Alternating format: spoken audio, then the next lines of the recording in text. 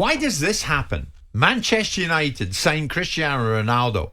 One of the biggest stories, no doubt, of the year. Probably ends up the biggest. Probably will be the biggest. And then at the weekend, Manchester United go in against Everton, and United fans heading to Old Trafford think, well, the first name in the team sheet will be Cristiano Ronaldo. Not so. Doesn't start the match. And Ole Gunnar Solskjær was asked about that afterwards.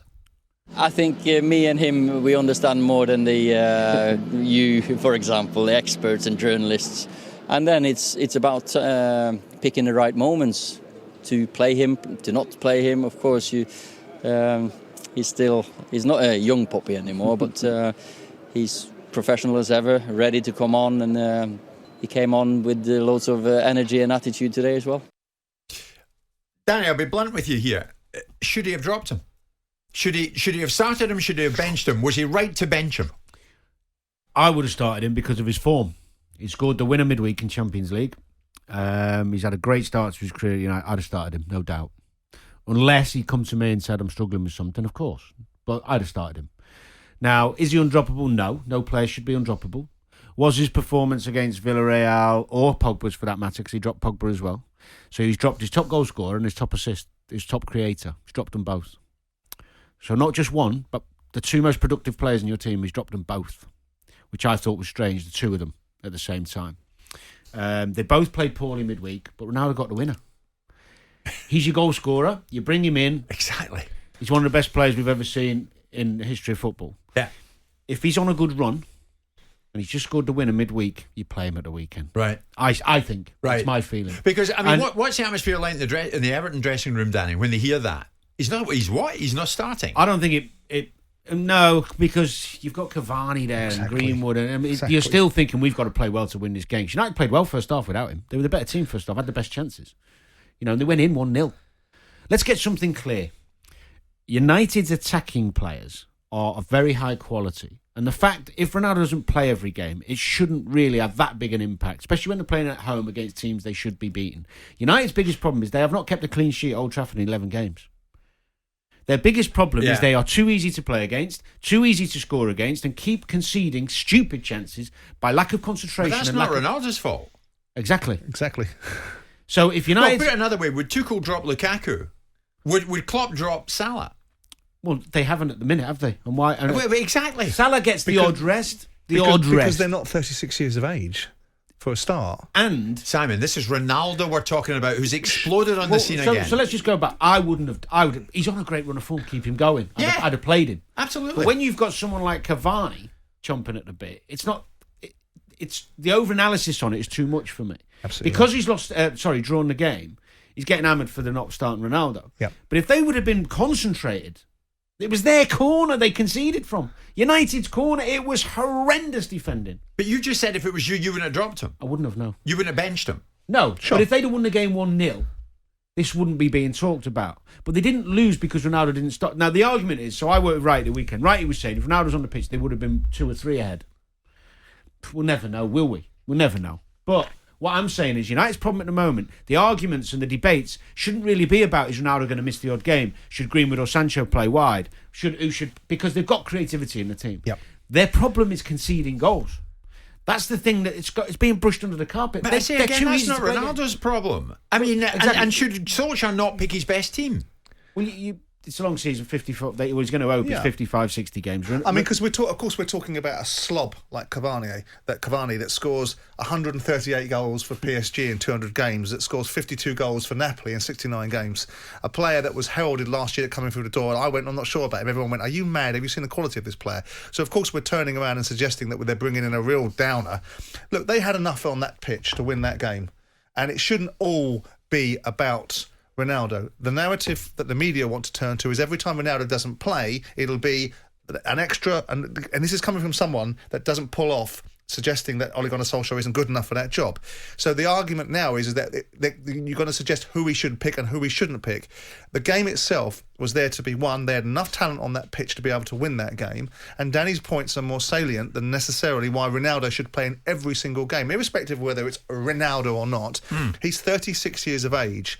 You know, whilst he can play at a certain level and he will score a lot of goals, there's times when he's going to need to be rotated, need to be rested. And it's almost unarguable. Are we saying that Ronaldo has got to play every single minute of every single game? Well, but the last game and if he you don't played get a on- result, then that's going to be the reason why. But the last game he played in, he got the winner in the dying seconds. Yeah, and I United always fans are like, can't wait to see him again at the weekend. Well, forget the fans from a footballing perspective. Forget the fans. You think, as in, you don't make decisions based on fans.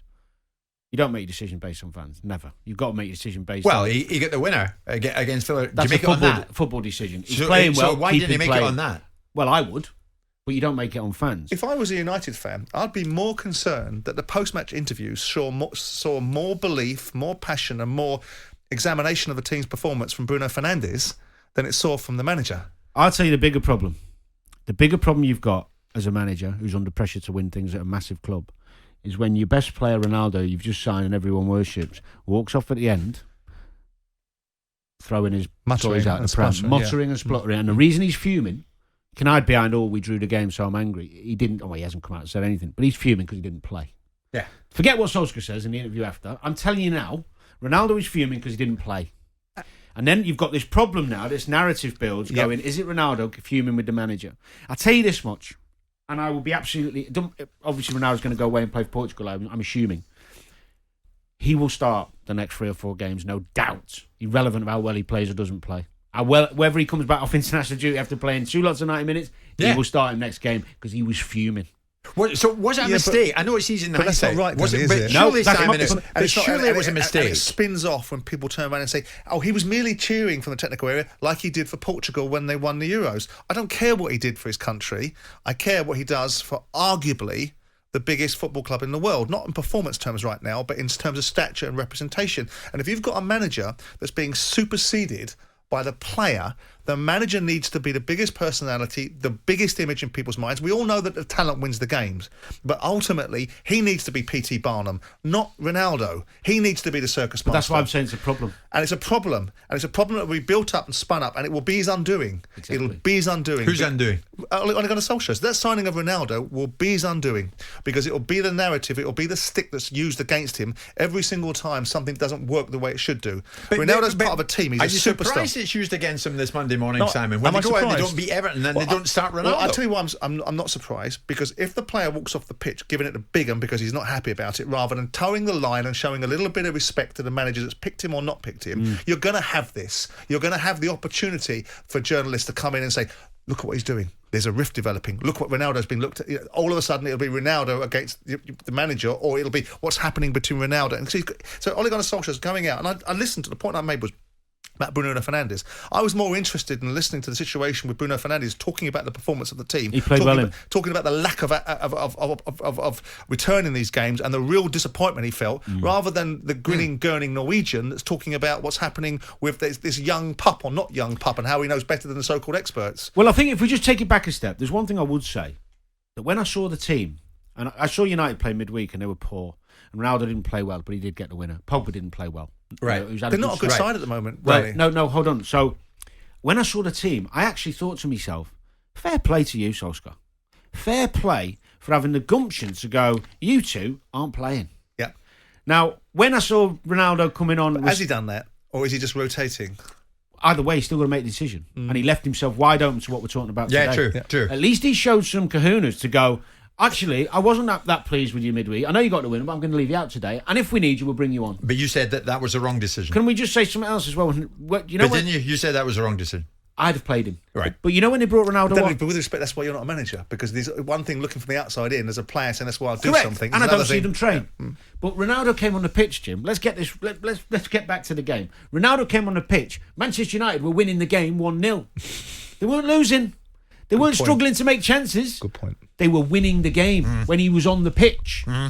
They conceded because Fred can't tackle and the other lads didn't react and run back. They got Well, Fred's coming in for a fair bit of flack. well, he as will, as because far they as always I go can to see. Fred to hammer him. I instead mean, of Chris looking at- Laker's agreeing with you regards to Villarreal thing. Ronaldo was extremely leggy in the game, Yeah. only stayed in the pitch because of an injury elsewhere. But the fact of the matter is, they drew with Everton. surely the answer was, from the start, Ronaldo, the winner. Well, if you'd have started him, and we never know, will we? But the simple fact is, United did not lose that game through because Ronaldo wasn't playing. They'd scored, they were 1-0 up, they were comfortable. Yeah. They lost the game because they didn't concentrate on their own corner. Simon, let's put out your point. You think the signing of Cristiano Ronaldo will be the undoing of Ole Gunnar Solskjær? I think it has the potential to We be said so. that the other week. That could be. I mean, people saying it could be the difference that wins them the league or makes them competitive. Yeah. The reason I think Simon's saying that, and tell me if I'm wrong, you've got to play him more often than not, as we've just discussed. 9 out of 10 he's going to play. That means you've got to give Greenwood more game time wide when he was playing through the middle of the start of the season, which means Sancho doesn't get the rhythm and the game time after paying 72 million for him. Rashford's going to be back soon. You've got to find a place for Pogba, who's been playing on the left. How is Sancho going to gain confidence, momentum that I talked about earlier that Grealish has at Man City? Right. When Ronaldo plays all the minutes. Do you agree with this, Danny? Everton were the better team for the majority of the match. Cavani was poor. Doucouré and Gray ran them ragged. Some guy called Trevor Sinclair has sent that in. He's watching a different game to me. Trevor, Probably watching the Man City game. He's getting confused. Everton had a couple of good breaks. First half, they hardly had a chance.